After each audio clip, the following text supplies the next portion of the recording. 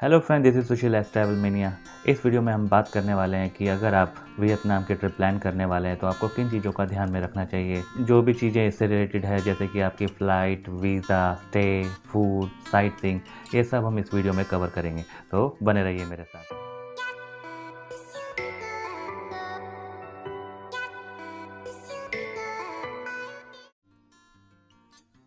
तो जब भी आप कोई ट्रिप प्लान करते हैं तो उसमें सबसे मोटा खर्चा जो होता है फ़्लाइट का होता है।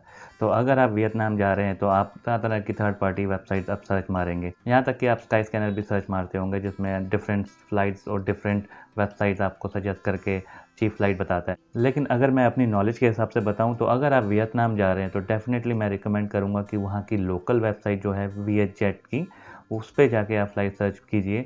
क्योंकि ये वियतजेट की जो फ़्लाइट है ये एयरबस फ़्लाइट होती हैं, इसमें मल्टीपल सीट्स होती हैं, बहुत ज़्यादा सीट्स अवेलेबल होती हैं, जिस वजह से एक ही फ़्लाइट में ज़्यादा से ज़्यादा पैसेंजर उसमें सवार हो सकते हैं। इस रीज़न से ये फ़्लाइट काफ़ी सस्ती होती है।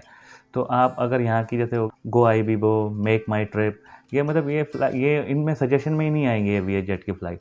तो आपको मैं रिकमेंड करूँगा डायरेक्टली आप वियतजेट की वेबसाइट पे जाके आप बुक कर सकते हैं। कई और वीडियोस भी देखी हैं जिसमें कई लोगों ने ये वियतजेट की फ़्लाइट को सजेस्ट किया है। तो अगर आप वियतजेट फ़्लाइट बुक कर रहे हैं तो करीब 9 से 10 हज़ार की रेंज में इस फ़्लाइट को आप अवेल कर सकते हैं वन साइड ट्रिप। बस ये ध्यान में रखिएगा कि इसमें आपको चेक इन बैग अलाउ नहीं करते, आपको कैरी ऑन में ही आपको 7 केजी ले जाना होता है। लेकिन मेरे केस में करीब मेरा 9 या 10 किलो का वज़न था मेरे पास, लेकिन उन्होंने उसमें भी मुझे रोका नहीं और मुझे अलाउ किया फ़्लाइट में बोर्ड करने के लिए। उसके बाद दूसरा पार्ट आता है वीज़ा।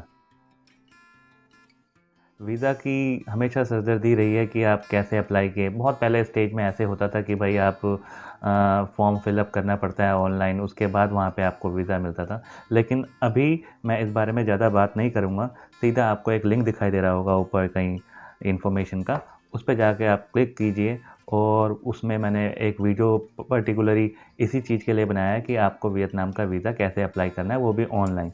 और ये जो वीज़ा अप्लाई का जो प्रोसेस है सिर्फ 2000 रुपये में, और मैक्सिमम 10 से 15 मिनट लगेंगे आपको पूरा प्रोसेस फॉलो करने में। पूरी डिटेल्स इसी लिंक में है, आप गो थ्रू कर लीजिए। बहुत ईजी प्रोसेस है, आराम से आप वीज़ा अप्लाई कर सकते हैं। अब बात कर लेते हैं स्टे की। देखो, अगर आप सोलो ट्रैवलर हैं तो आपको वहाँ पे डिस्ट्रिक्ट वन मेन, पहले मैं लोकेशन आपको सजेस्ट कर दूँ कि डिस्ट्रिक्ट वन एक मेन लोकेशन है जहाँ पे आपको बहुत ही हैपनिंग नाइट लाइफ भी देखने को मिलती है। तो मेरी रिकमेंडेशन यही रहेगी कि डिस्ट्रिक्ट वन पे ही आप अपना स्टे बुक कीजिए।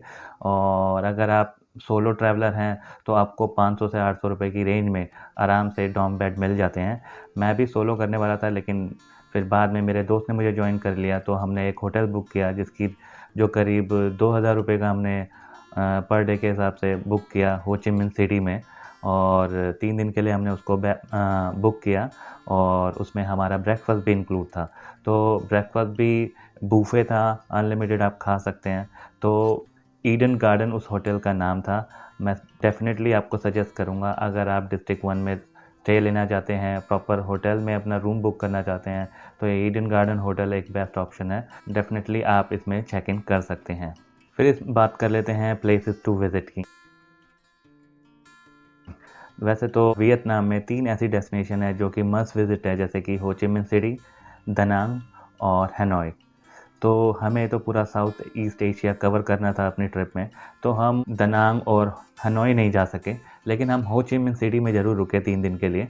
तो मैं अपने पर्सनल एक्सपीरियंस के बेसिस पे आपको बताऊंगा कि हो ची मिन सिटी में क्या-क्या चीज़ें हैं देखने के लिए। पहला तो मैं डेफ़िनेटली आपको रिकमेंड करूँगा मेकोंग डेल्टा। मेकोंग डेल्टा का टूर आप ज़रूर लीजिए। इसमें आपको एक नौका विहार, मतलब कि जो झाड़ियाँ-वाड़ियाँ बुश से होते हैं वहाँ से पास आउट होते हैं और आपको नौका में लेके जाते हैं, वो बहुत ही अच्छा एक्सपीरियंस था। और ये Mekong delta basically island to island आपको एक बड़ी-सी बोट में लेके जाते हैं और उसका टूर करवाते हैं।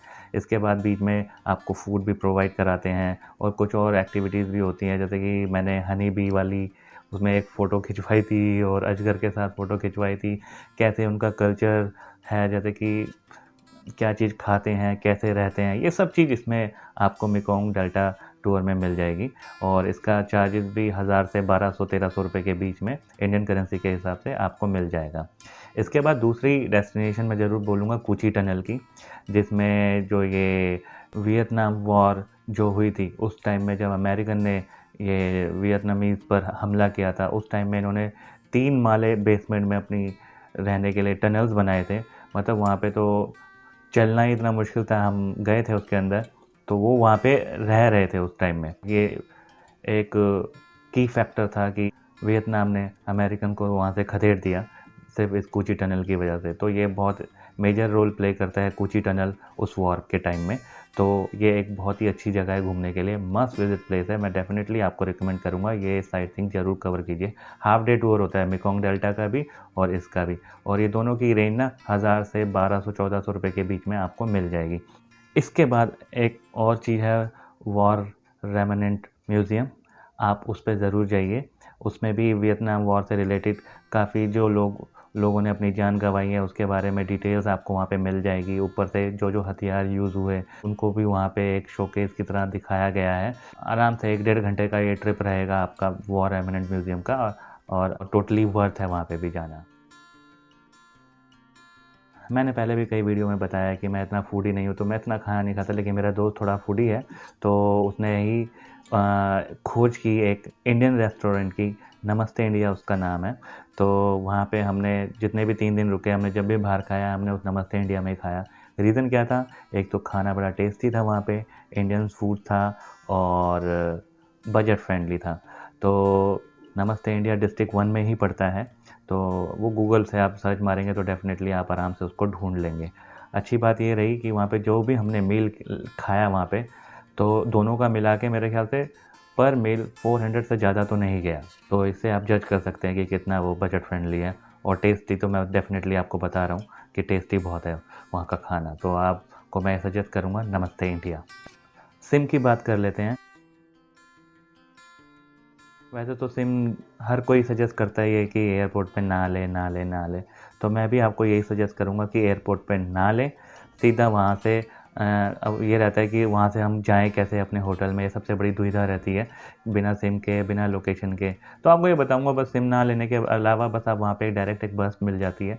वहाँ से डायरेक्ट आप बस पकड़िए एयरपोर्ट से हो चिन मिन सिटी डिस्ट्रिक्ट 1 जाने के लिए, और उसकी पूरी वीडियोज़ मैंने बनाई हुई है। उनका मैं लिंक दे दूँगा डिस्क्रिप्शन में, या ऊपर कहीं सजेस्ट करूँगा पूरी प्लेलिस्ट का, आप गो थ्रू कर लीजिएगा कि कैसे आप एयरपोर्ट से अपने होटल जा सकते हैं विदाउट सिम। जब डिस्ट्रिक्ट 1 में मैं पहुँचा, वहीं से मैंने अपना सिम भी लिया, और वो सिम मुझे करीब 350 रुपये इंडियन रुपीज़ का मिल गया था, और पर डे उसमें 10 जीबी का डेटा मुझे मिल रहा था। तो वो भी टोटली वर्थ है, 350 रुपये कोई बड़ी बात नहीं है सिम लेने के लिए। तो ये है सिम की इन्फॉर्मेशन। तो एक बड़ी छोटी-सी वीडियो में मैंने ये सारी चीज़ें आपको बता दी है कि कैसे-कैसे आप क्या-क्या कर सकते हैं। डिटेल इन्फॉर्मेशन चाहिए तो इसकी इन्फॉर्मेशन का लिंक ऊपर दिख ही रहा होगा आपको। आप स्टेप बाय स्टेप मेरी जो जर्नी है यहाँ पे, जो मैंने वियतनाम में हो ची मिन सिटी में बिताई है, उसको देख सकते हैं और उसके अकॉर्डिंगली अपनी ट्रिप भी प्लान कर सकते हैं। तो यही था बस इस वीडियो में, और अगर किसी भी तरह की आपको क्वेरी है, किसी तरह का भी क्वेश्चंस हैं आपके दिमाग में आ रहे हैं, या मैं उनका जवाब अभी नहीं दे पाया हूँ इस वीडियो में, तो आप कमेंट सेक्शन में ज़रूर पूछिएगा। जब भी मुझे फ्री टाइम मिलेगा डेफिनेटली आई विल रिप्लाई। तो बस इस वीडियो में इतना ही। Keep smiling, keep travelling.